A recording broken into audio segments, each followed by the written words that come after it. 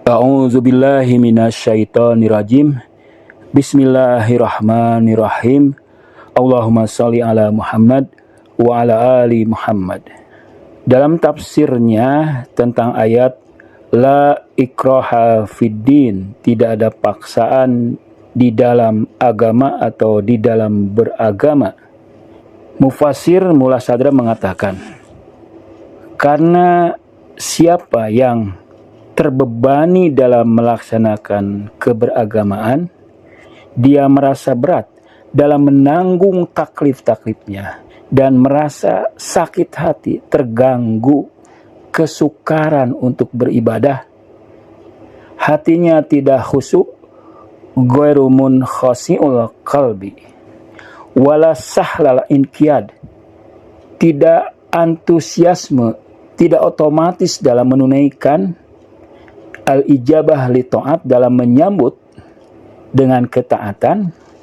Dia juga tidak begitu mudah menuruti syariah, kecuali kalau setiap datang perintah syariat, dia pasti akan merasa kesal, merasa berat, wa inkibad, dan inginnya berpaling atau merenggut.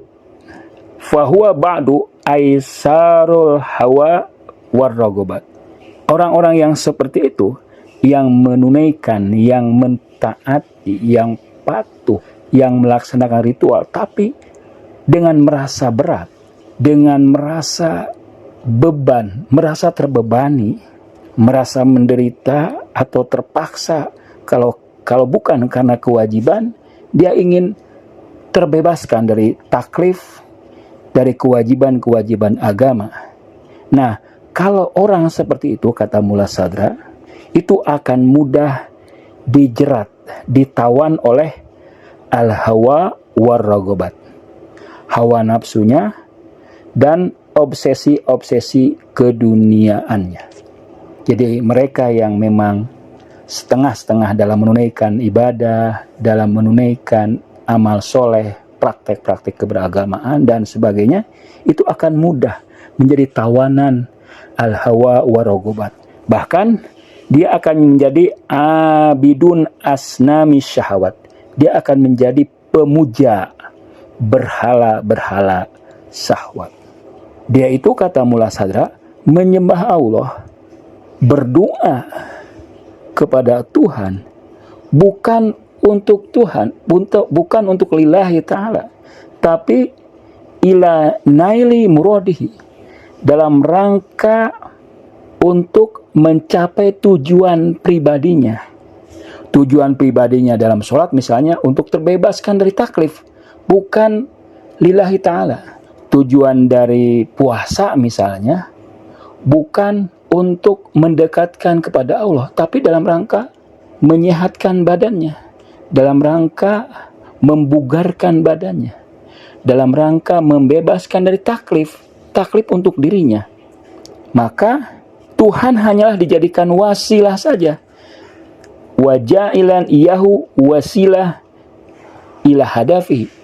Jadi Tuhan hanyalah wasilah, hanyalah mediasi untuk tujuan-tujuan pribadinya, untuk tujuan-tujuan subjektifnya.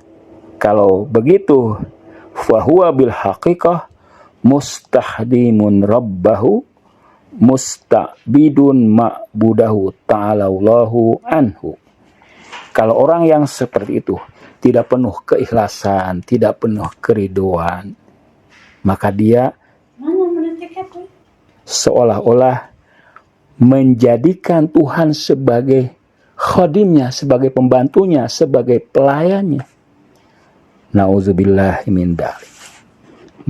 Kita sebagai manusia, awal level kita adalah diuji dengan hal-hal yang tidak menyenangkan. Dan makam untuk mengatasi hal-hal yang sulit, hal-hal yang berat, hal-hal yang tidak mudah, apapun yang terjadi selama kita menjalankan agama kita, berupa kesulitan-kesulitan yang datang bertubi-tubi, yang datang setiap hari, yang datang setiap saat, penyakit, kekurangan, kesulitan, gangguan musuh, kebencian tetangga, dan sebagainya. Itu adalah untuk mengaktualkan maqam ridho. Karena kata Mullah Sadra, faida irtaqa min hadil manzilah ila darajatir ridho wat taslim taroha min jami'i dalik. Kalau seseorang mencapai maqam ridho, ikhlas, menerima semua beban, semua taklif, semua tanggung jawab dalam beragama, dia akan merasa rehat, merasa relak. Ridho itu adalah awalud darajat. Dia awal dari darajat yang bisa mendekatkan kepada derajat atau makom-makom yang luar biasa tinggi. Kalau seseorang sudah merasa ridho, merasa rela, taklif tugas syariat itu kan banyak. Ada yang mahad, ada yang murni seperti ibadah, sholat, puasa, zakat, haji, jihad, dan sebagainya. Ada juga yang ghairu mahad, yang tidak murni seperti belajar, bekerja. Itu adalah taklif. Belajar misalnya kalian, kalau tidak ridho, kalau tidak rela, tidak ikhlas, kalian atau saya itu akan menjadi tawanan dari hawa nafsu dan obsesi-obsesi duniawi.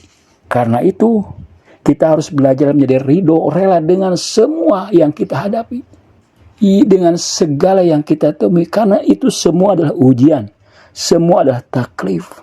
Belajar dengan ridho sampai akhir hayat, bekerja dengan ikhlas sampai akhir hayat, menunaikan tugas-tugas yang diberikan dari pimpinan Anda sampai akhir hayat. Karena itu akan meningkatkan Anda mencapai maqam ridho. Fa in irtaqa min hadid darajah, jika dia melejit, meningkat, maju dari maqam ini, wa wasala ila maqamil fana al mahd, nah dia akan dekat, akan meraih, mencapai maqam fana wa mahwal athar. Kemudian Mullah Sadra mengatakan, mengapa tidak boleh ada paksaan di dalam agama? La ikraha fiddin. Karena sebetulnya kita ini ibadah dengan ruh, ibadah dengan jiwa. Dan ruh itu dari alam amr. Alam amr adalah alam maujud, ya, fi alamil amr, wa kullu ma yakunu fi alamil amr fahuwa arfa wa ajal min an yakuna husuluha bi tariqil jabr wa ikhtiyar. Ruh itu dari makom yang merdeka, yang bebas. Dia tidak bisa dipaksa, tidak bisa ditekan, tidak bisa didorong, dipaksa. Nah, karena menunaikan ibadah ini, jiwa yang menunaikan ibadah ini, jiwa itu dari makom alam amru tadi, jiwa itu ingin bebas beribadah, bukan bebas meninggalkan ibadah.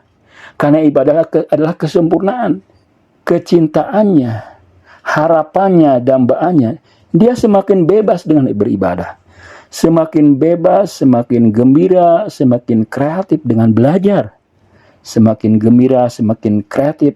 Karena itu adalah passionnya. Passion para ilmuwan seperti Anda, seperti saya, adalah belajar saat ini, adalah membaca saat ini, adalah berdiskusi saat ini, adalah tafakur, meditasi saat ini. Marilah kita bersama-sama meraih maqam ridho, ikhlaskan, tuluskan, terima yang pahit, yang manis, yang susah, yang sulit, dari yang apa yang kita hadapi setiap hari, dari tugas-tugas penting kita, dari tugas-tugas sunnah kita, dari tugas-tugas mubah kita. Wassalamualaikum warahmatullahi wabarakatuh.